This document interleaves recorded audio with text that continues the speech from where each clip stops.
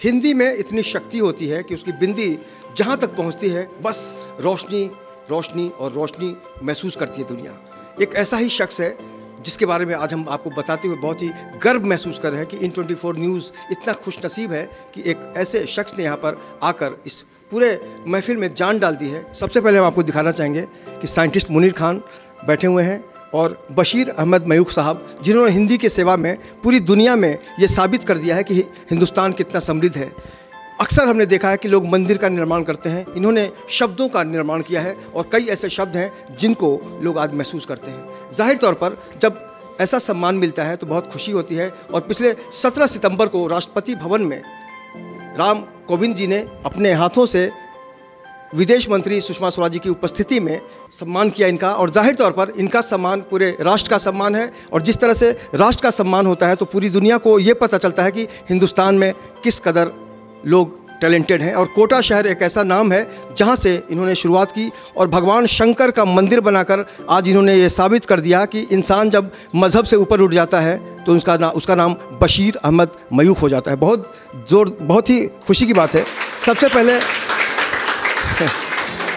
और जब ऐसा माहौल होता है उसमें भी सोने में सुहागा वाली कहावत आपने ज़रूर सुनी होगी, क्योंकि आज हमारे बीच जिस तरह से इन्होंने आने का जो कष्ट किया है, और ऐसे में 4 चांद तब लग गया हम सबको ये जानकर कि आज इनका जन्मदिन है। और एक बार जन्मदिन की शुभकामनाएं देते हैं। और सबसे पहले आप तक इनके जो उद्गार हैं वो हम पेश करने की कोशिश करेंगे। सर, आपको सबसे पहले जन्मदिन की शुभकामनाएं और साहित्य की जो सेवा की है, राष्ट्रपति जी ने आपका सम्मान किया, उसके लिए बहुत बहुत बधाई। क्या कहेंगे आज यहाँ आकर?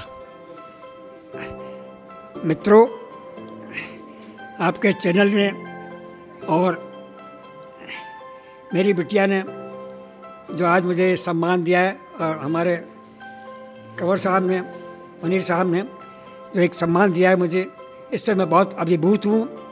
इतना अभिभूत हूँ कि मुझे समझ में नहीं आ रहा कि किन शब्दों में आप सबको मैं शुक्रिया अदा करूँ। मैं ये समझता हूँ कि हमारा जो काव्य कर्म है वो एक ईश्वरीय जिम्मेदारी होती है, खुदाई जिम्मेदारी है जो हम लोगों को दी जाती है। शब्द को ब्रह्म कहा गया है, ब्रह्म को भी कभी कहा गया है। तो शब्द ब्रह्म की आराधना हम लोग जो साहित्यकार कर रहे हैं वो एक तरह की ईश्वरीय प्रेरणा से होता है। एक वेद में मंत्र आता है, प्राग्नये वाच नीरय क्षिति नाम सनह परषदित्विषय, अर्थात जगत के मंगल के हित हो हमारी वाणी का उपयोग, द्वेष हो जाए भस्मीभूत स्वरों का हो ऐसा सहयोग। आशुतोष जी ने बड़े अतिशयोक्तिपूर्ण ढंग से मेरा परिचय दे दिया है, लेकिन मैं समझता हूँ कि थोड़ी सी एक मामूली सी सेवा मैं कर पाया हूँ हिंदी की, उसके लिए राष्ट्र ने जो सम्मान दिया उससे मैं बहुत अपने आप को भाग्यशाली मानता हूँ कि जितना मैंने दिया उससे ज़्यादा राष्ट्र ने मुझे दिया है स्नेह सम्मान। और इस अवसर पर कोई कहने के लिए खास तो मेरे पास है नहीं। एक बात ज़रूर है कि मैं ये मानता हूँ कि एक ऐसी कोई शक्ति है जो सृष्टा शक्ति है, वो कोई व्यक्तिवाचक संज्ञा नहीं है, एक सारी प्रकृति रूप है। मैं उसे शब्द नाम देता हूँ, शब्द नाम से मैं पुकारता हूँ सृष्टि को। और इस सारी सृष्टि का निर्माण करने वाला कोई व्यक्ति हो भी नहीं सकता। अभी विज्ञान ने एक नई खोज की है। मैं निवेदन कर रहा था कि हमारे ब्रह्मांड में खाली विज्ञान ने बताया है आज नई शोध में अंतरिक्ष की कि ब्रह्मांड में ब्रह्मांड से परे भी हमारा एक सृष्टि है। अब तक ये माना जाता था कि खाली एक ब्रह्मांड में ही हमारी सृष्टि है, लेकिन नई शोध बताती है कि ब्रह्मांड से परे भी कुछ न कुछ है। तो इतने विराट सृष्टि का निर्माण करने वाला कोई व्यक्ति नहीं हो सकता। वो सत्ता है, ईश्वर शक्ति कहिए, खुदा कहिए, ईश्वर कहिए, अल्लाह कहिए, गॉड कीजिए, कुछ भी कीजिए, वो शक्ति है, व्यक्तिवाचक नहीं है। वो ऊर्जा है जिससे सारी एक ब्रह्मांड जैसे महाविस्फोट से एक ग्रह बना, उसी ढंग से ये सारी सृष्टि चल रही है। तो इस सृष्टि के एक मामूली से हम सब जो हैं एक कण हैं सारे के सारे। तो इस प्रकृति के साथ साक्षात करते हुए हम अपना कर्तव्य निर्वहन करें, शब्द ब्रह्म की आराधना में हमारा जीवन बीते। इसी कामना के साथ मैं आप सबको दोबारा फिर धन्यवाद देता हूँ कि आपने इतने बड़े प्रेम से, इतने स्नेह से मुझे आशीर्वाद दिया अपना, और वो भी ख़ास तौर से मेरे 93वें जन्मदिन में। तो उसके लिए मैं बहुत ज़्यादा आप लोगों को धन्यवाद देता हूँ, आभारी हूँ। आप लोगों को बहुत बहुत अभिवादन।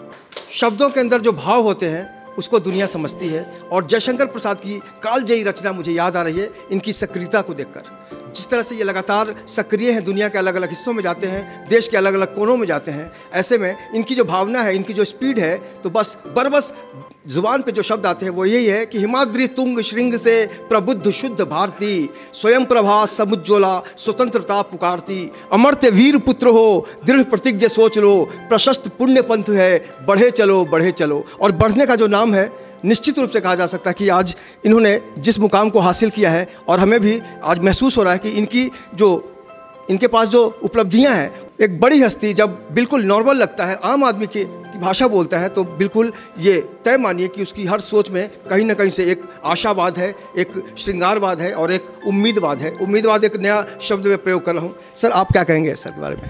मैं सईद कादरी मेरा नाम है, मैं गीतकार हूँ, और ये मेरी खुशकिस्मती है कि मैं मयूख साहब का दामाद हूँ। इनकी बेटी, छोटी बेटी रीना मेरी वाइफ हैं। मैं हिंदी साहित्य के अंदर जो महान साहित्यकार होते हैं, जो हो चुके हैं या मौजूदा दौर में हैं, तो मैं बशीर अहमद मयूख साहब को उनमें शुमार करता हूँ। आपने जो खिदमत की है हिंदी साहित्य की, जो कविता की और जो समाज की, उसकी मिसाल भी देना मतलब मुमकिन नहीं है कि मैं किस शब्दों में उसकी मिसाल दूं। क्या हम खुशकिस्मत हैं कि आज के दौर में हमारे पास बशीर अहमद मयूख साहब जैसे साहित्यकार हैं, और मैं अपने आप को इसलिए भी खुशनसीब मानता हूं कि मैं इनका दामाद हूं। जी, बहुत बहुत शुक्रिया। और मैं गुजारिश करूंगा मयूख साहब से कि इस मौके पे हमें अपनी एक रचना से अभिभूत करें। एक लंबी कविता की 2 चतुष्पदियाँ मैं शुरू में सुना रहा हूँ, उसके बाद एक अतुकांत कविता सुनाऊंगा मैं। एक कविता में 4 लाइनों में इतनी बात कही जा सकती है कि उसकी व्याख्या करने में विद्वानों को 1 घंटा लग जाए। ऐसी बात कविता तब बनती है जब 1 घंटे के कहने वाली बात 4 पंक्तियों में कह दी जाए। शब्द शीर्षक की 46 चतुष्पदियों की कविता है, उसमें 2 चतुष्पदियाँ मैं प्रस्तुत कर रहा हूँ। शब्द प्रतिज्ञा परशुराम की, शब्द प्रतिज्ञा परशुराम की, दुर्वासा का शब्द शाप है।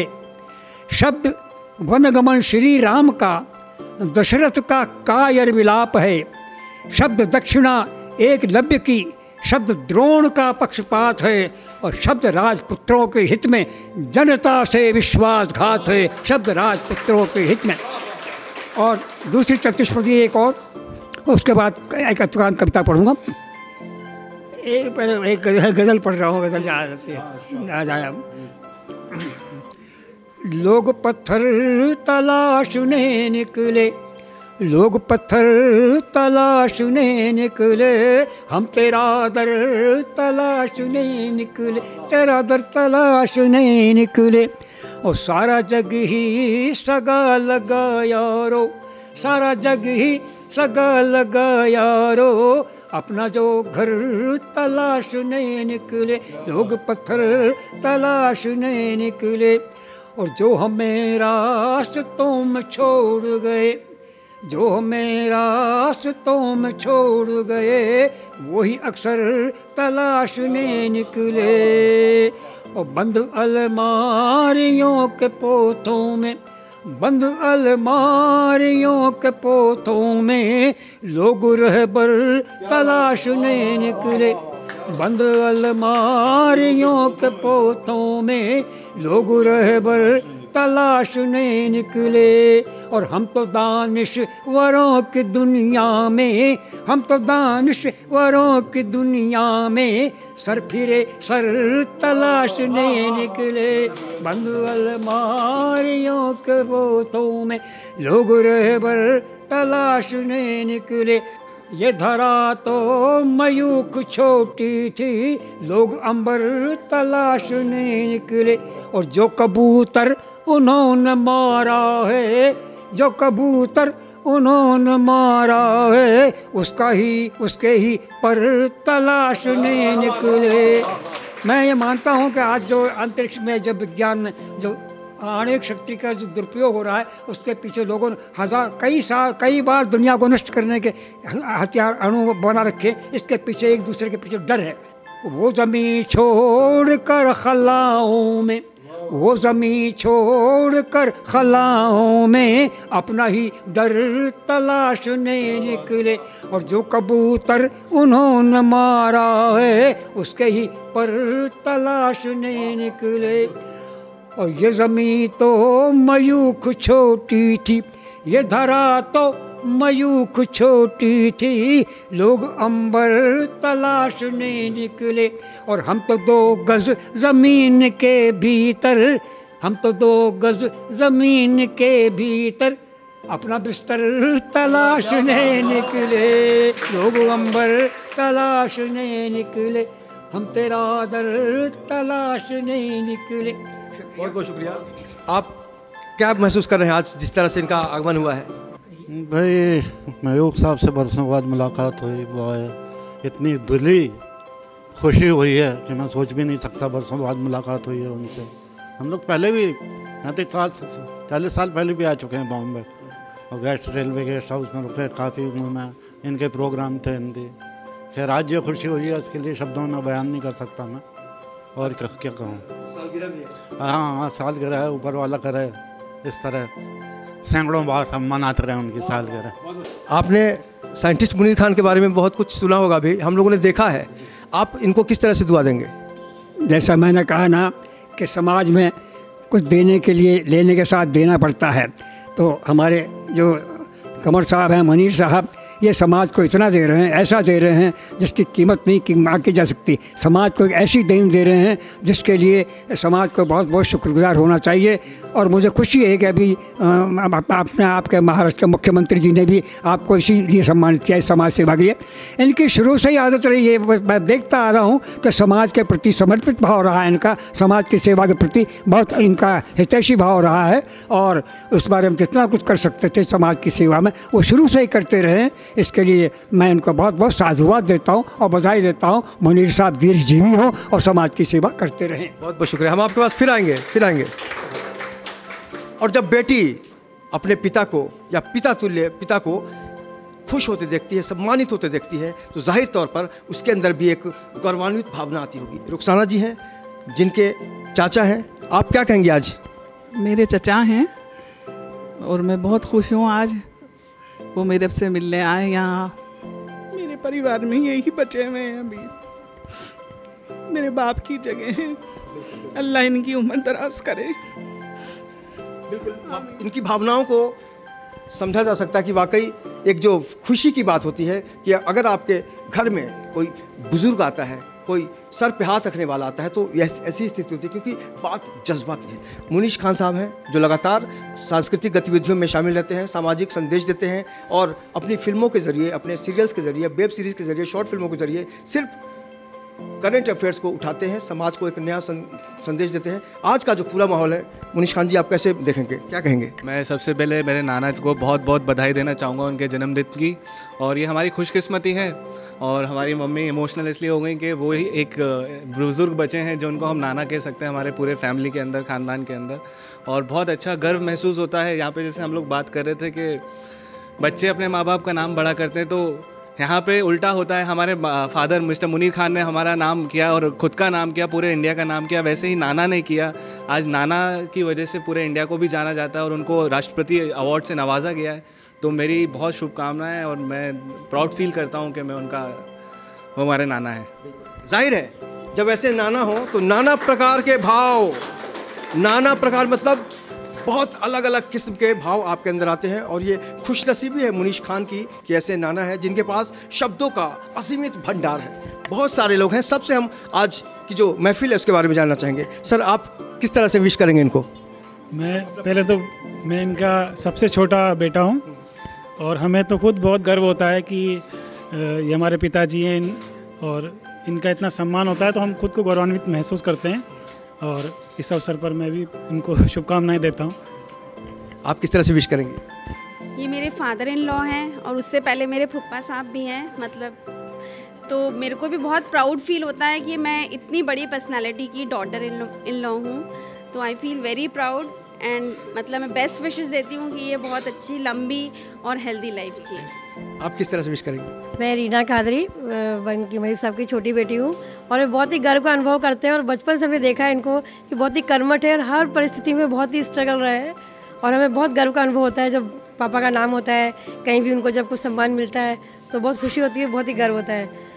बिल्कुल, ये वाकई गर्व की बात तब होती है जब हमारे पास दौलत होती है, और जब ऐसी दौलत है तो कहा जा सकता है कि वाकई इस दौलत को दुनिया महसूस करती है और इसका जो खजाना है कभी ख़त्म नहीं हो सकता।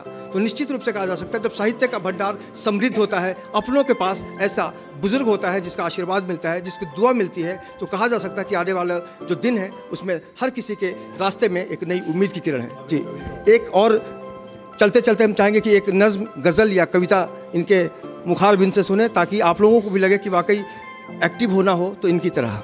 दोस्तों, मैंने वैसे मेरी 7 किताबें निकली हैं और ज़्यादातर मैं आध्यात्मिक लेखन किया है। वेद, उपनिषद, गीता, कुरान, गुरु ग्रंथ साहब, जैन आगम, बुद्धवाणी, इन सबको मैंने कविता में किया है सेलेक्टेड। तो ये मेरा ख़ास काम है जो एक तरह के हिंदी साहित्य में विशेष पहचान देने वाला है। मैं इसके बारे में तो खाली एक चतुष्पदी आपके सामने बज रख रहा हूँ, उसमें आप महसूस करेंगे मैंने जो कहा था कि 4 लाइनों में कितनी लंबी चौड़ी बात कही जा सकती है। एक चतुष्पदी शब्द इसकी है, कृष्ण गंध से प्रमुदित होकर, कृष्ण गंध से प्रमुदित होकर नाच उठे चैतन्य महाप्रभु, राधा भाव जगा प्राणों में, शब्द हुआ संपूर्ण समर्पण, व्यक्त और अव्यक्त जगत के नर्तन रत इस महारास में, तू भी नाच मुझे नचने दे, सब कुछ तेरा तुझको अर्पण। तो इसकी कृष्ण क्या है, व्यक्त और अव्यक्त जगत क्या है, इसके बारे में बोले। नाच उठे चैतन्य महाप्रभु, एक तो चैतन्य महाप्रभु वो और एक ही अपने भीतर बैठा चैतन्य।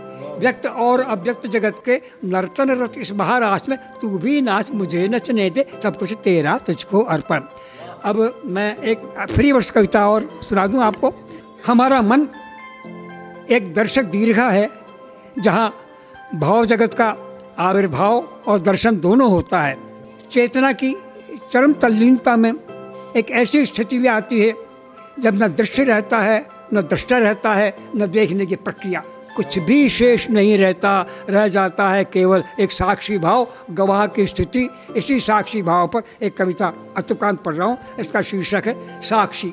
दर्शक दीर्घा में जब उसे देखा, नहीं था वह अकेला, उसके वजूद में मौजूद था पूरा मैं, उसमें उपस्थित था मेरा सारा चैतन्य समग्र पूर्ण। दर्शक दीर्घा में जब उसे देखा, दृष्टा भी मैं नहीं था वहाँ, मैं ही नहीं था वहाँ, घटित था सिर्फ चैतन्य का विस्तार, असीम अद्वैत और गवाह का अहोभाव। साक्षी हूँ उसी दिन कबीर ने कही थी अपनी पहली साखी। साक्षी हूँ दर्शक दीर्घा में उसे देखा गया, वह था ऊंचे बर्फीले पहाड़ों में झांकता, झरनों में गाता, जंगलों में चहचहाता, फूलों में खिलता, चांदनी में नहाता। वह समाहित था सूरज की कौंध और समंदर के गर्जन में, हवा में, पानी में, पेड़ में, पौधों में, नट में, नर्तन में, जड़ में, चेतन में, दर्शक दीर्घा में वह था। साक्षी हूँ उसी दिन मीरा ने पैरों में घुंघरू बांधे थे, राधा ने महाराज भोगा था, और मस्त फकीरा बुल्ले शाह ने उसी दिन तेरी थी अपनी पहली काफ़ी। नहीं था वह अकेला दर्शक दीर्घा में, उसमें मौजूद था वेदों का ओंकार, सृष्टि का प्रणव राग, उसके वजूद में घुली थी पृथ्वी की पुण्य गंध, गंध मेरी तुम्हारी धरित्री की। उसमें व्याप्त था दिव्य गीता घोष, पुण्यो गंधः पृथिव्याम च तेजास्मि विभावसो। उसकी 16 कलाओं में मौजूद थे पूरे के पूरे हम। साक्षी हूँ उसी दिन पहली बार उसके होठों पर बांसुरी देखी गई। उसने बखेर दिया था अछोर विस्तार में अपना सारा चैतन्य समग्र पूर्ण। दर्शक दीर्घा में उस दिन घटा था व्यष्टि का समष्टि हो जाना। उसी दिन हुए थे पैगंबरों को इल्हाम, बुद्धों को महाबोध और तीर्थंकरों को कैवल्य।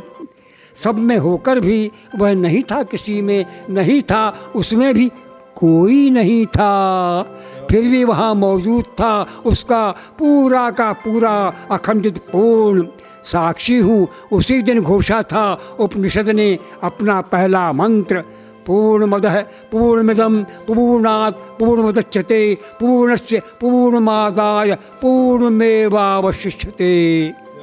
तो भाव और शब्द का जब मिश्रण होता है तो कहीं ना कहीं से एक संदेश मिलता है समाज को, और जब ऐसा संदेश मिलता है उसमें कहीं ना कहीं से हमें हौसला मिलता है आगे बढ़ने का। और जिस तरह से मयूख साहब ने दुनिया को संदेश दिया है, शब्द दिए हैं, भाव दिए हैं, ऐसे में कहा जा सकता है कि इस तरह का महापुरुष अगर लगातार दुनिया को संदेश देता है तो दुनिया और भी ज़्यादा समृद्ध होगी। निश्चित रूप से आप तमाम दर्शकों को भी कुछ अलग देखने को मिला होगा, और हम चाहेंगे कि आने वाले हज़ारों लाखों साल तक इनकी जो रचनाएं हैं वो दुनिया में लगातार लोगों के बीच मौजूद रहें। इस खास पेशकश में इतना ही। बाकी की खबरों के लिए आप देखते रहिए 24 न्यूज़, और वीडियो जर्नलिस्ट देवानंद सिंह के साथ दीजिए मुझे इजाज़त। नमस्कार।